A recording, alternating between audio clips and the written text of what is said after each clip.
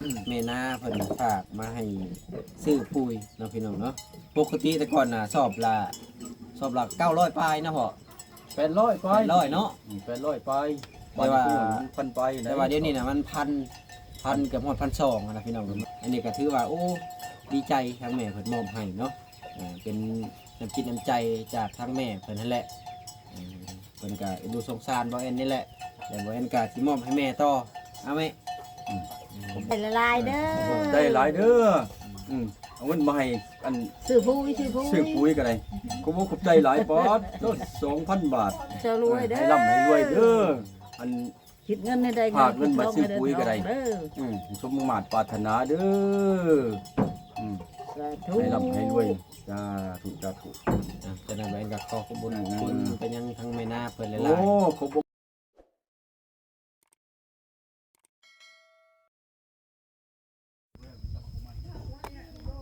สบายดีสวัสดีพ่อแม่พี่น้อง FC เบิดสู่คนไว้เป็นฝั่งไทยฝั่งลาวหรือว่าสิเป็นทางต่างประเทศการยินดีต้อนรับเข้าสู่ช่อง YouTube บ่าวเอ็นสตูดิโอหรือว่า Facebook Fanpage บ่าวเอ็นอีกแล้วเอาพี่น้องเสริมเปิดภาพมามื้อนี้ก็มาอยู่ทุ่งไห่ทุ่งนาเด้อพี่น้องเอ้ยซึ่งมื้อนี้บ่าวเอ็นก็บ่ได้เอาไปถ่ายคลิปเนาะเพราะว่านี่แหละมาถ่ายไห่ถ่ายนาซึ่งมาช่วงก่อนนะก็มาหยอดเข่าใน3 มื้อพี่น้อง3 มื้อแต่ว่าฝนตกก็เลยโจ๊ะไปก่อนเนาะหลังจากที่นี่บรรยากาศมันแดดก็เลยนี่แหละกลับมาหยอดเข่าอีกคือเก่าเนาะก็พอดีว่าก่อนจะไปหยอดเข่ากับพอดีว่าบ่าวเอ็นน่ะ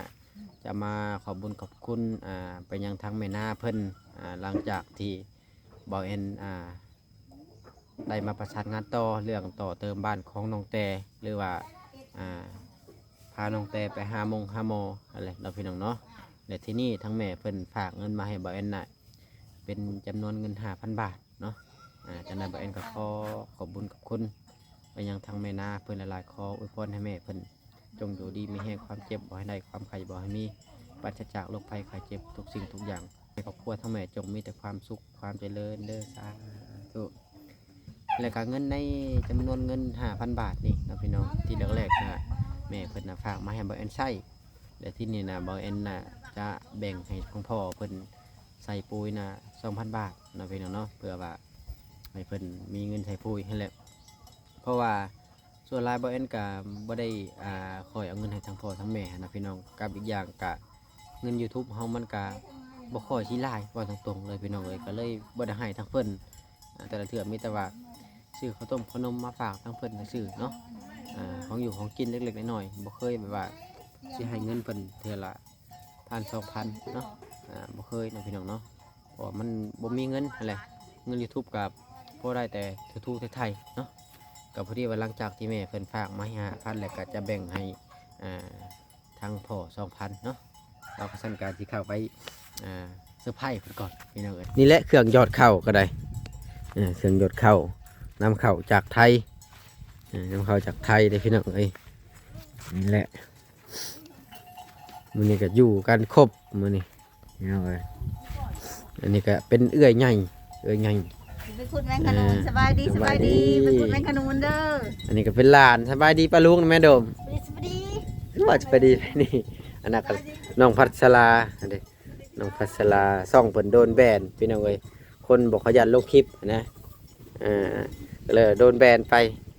หลายๆคนก็ถามเข้ามาว่าบ่าวเอ็นกับน้องพัชราน่ะเป็นอ้ายกับน้องบอกเพิ่นว่าบางคนก็ยังบ่ฮู้นะเป็นน้องสาวลาพี่น้องเอ้ยน้องสาวลาแล้วก็สิตื่นชายจักน้อยอันนี้ก็คุณแม่สบายดีคุณแม่เลี้ยงงัวสิไปเลี้ยงงัวเด้เป็นหน่วยบ้านนอกบ้านนาเฮาก็มีงัวเลี้ยงพอได้ยามเกี่ยวข้าวเกี่ยวน้ำให้งัวกินหญ้าในคันนาแล้วก็อยู่ต่อเพื่องนั่นแหละเบิ่งนั่งก่อนเพาะมาพี่มานั่งพี่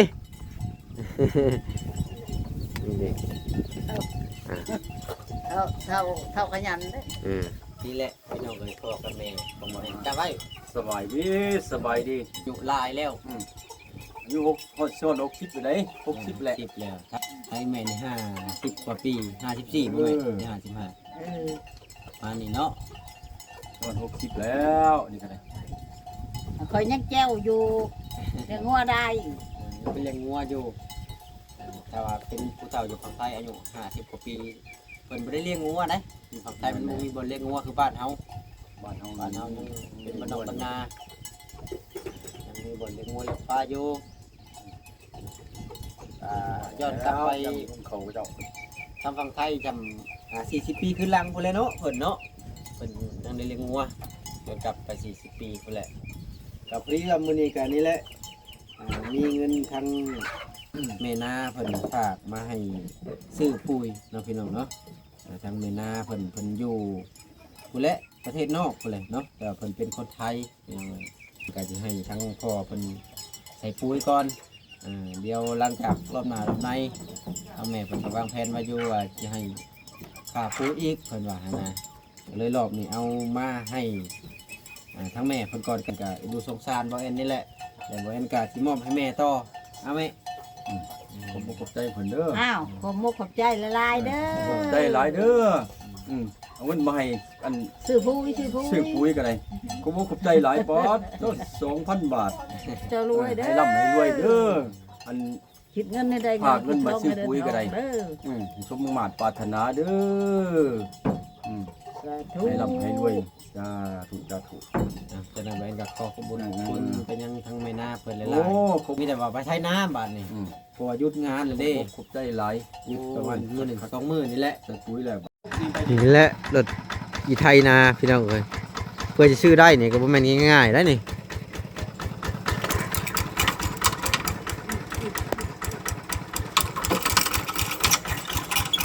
นี่แหละ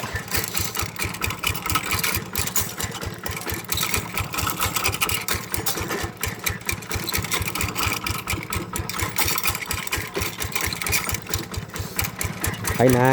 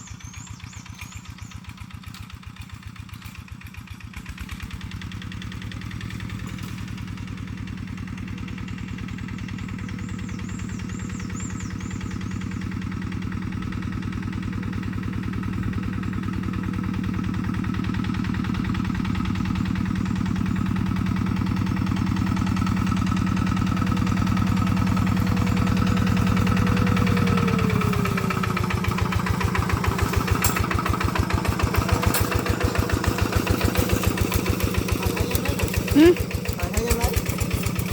ถึงยังเข้าไทยดอกถ้าจะไทยแล้วให้นี่ก่อน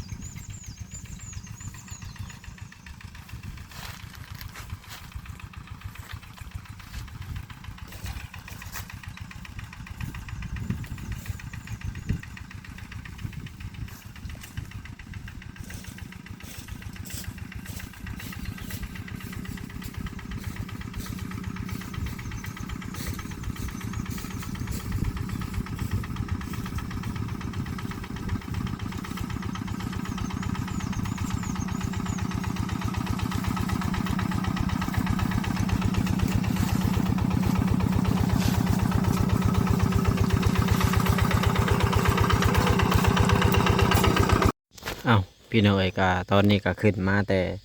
ไทยให้ไทยนาเป็นทีเรียบร้อยเนาะบรรยากาศก็ถือว่าโอ้ค่อนข้างจะแดดพอสมควรนะพี่น้อง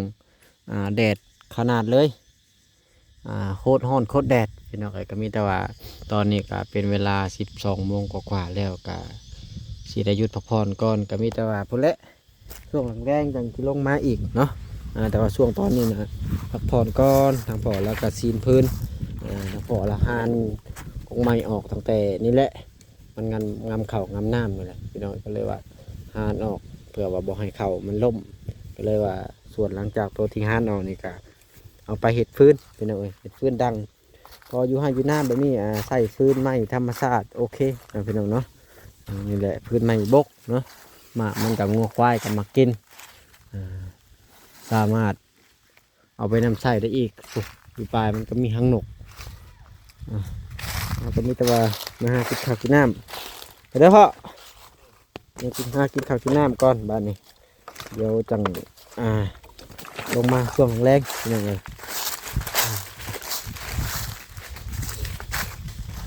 นี่แหละบรรยากาศหลังจากที่ขึ้นไปยอดเขายอดน้ำเนาะก็กินข้าวกินน้ำได้บ้านนี้กับมื้อนี้กับหัวทั้งเที่ยงเพิ่นเห็ดอยู่เห็ดกินอีหยังเป็นแกงหน่อไม้บ่เรือ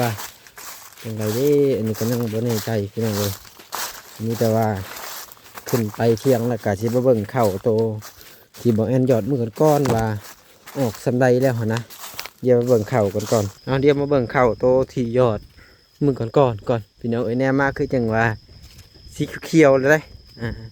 ออกแล้วนี่พี่น้องเอ้ยออกเป็นทีเรียบร้อยเลยโอ้ถือว่าไวผ่านไปได้ประมาณสัก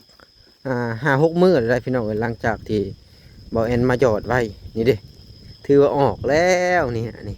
มันก็จะออกเป็นแถวไปได้พี่น้องเอ้ยถือว่าออกเรียบร้อยนี่แหละนกยังนะนี่ดิมันออกไปแถวไปได้ไปจุกพี่น้องเอ้ยนี่ดิโอ้ถือว่าออกเลยนี่นะนี่ถือออกไว้อยู่นี่เลยมันก็จะออกไปแถวใช่ไหมแต่ว่ามันยังบ่เห็นในกล่องแต่ว่าเขาเนี่ยเบิ่ง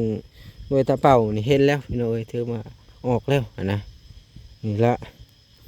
ออกแล้วพี่น้องเอ้ยก็รออีกประมาณสักเดือน1-2 เดือนเนี่ยโอ้ใหญ่เบิดแต่ว่าตอนนี้ยังบ่ทันออกคักปันใดนะนี่เด้มันก็จะเป็นแถวไปเฉยๆนี่พี่น้องเอ้ยแต่ว่ามันบ่เห็นมันตอบแดดนะเดี๋ยวเราเบิ่งทุกให้ก่อนถือว่าออกเลยเด้ก็ไว้อยู่ผ่านไป 5-6 มื้อก็ถือว่าออกแล้วชนิดก็ถือว่าโอเคนะพี่น้องเนาะให้หน้าก็ใหญ่พอสมควรพอแล้วเอางัวปรับเอางัวให้เพิ่นแล้วเพิ่นกระดุดไทยนะว่าง่ายก็ได้ให้ตัวนี้ก็ถือว่าออกเลยเท่าโฟป้าบ่อนบ่แอนหวานไปจุกพี่น้องเอ้ยนี่นะ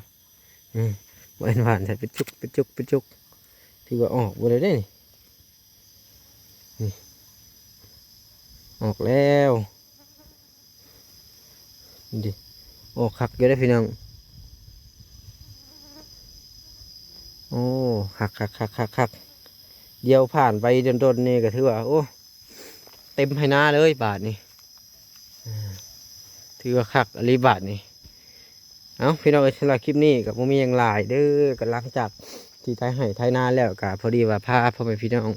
FC มาเลาะเบิ่งบรรยากาศเรือมาเลาะเบิ่งข่าวเบิ่งน้ำหลังจากที่เบาเอ็นจอดมันออกซ้ำใดขนาดใดอะไรนะพี่น้องเนาะก็ถือว่าออกได้ยาวเติบเนาะส่วนตัวนี้ทั้งแม่และหวานเอากะออกคือกันเอาประมาณนี้แหละพี่น้องสำหรับคลิปนี้ขอตัวจบคลิปก่อนไปพอกันคลิปหน้าคลิปในอีพีหน้าก็จะค่อยว่ากันใหม่เนาะแต่ว่าสำหรับอีพีนี้เขาตัวจบคลิปเด้อพี่น้องอยู่ดีมีแหงเบัดสุขุสู่คน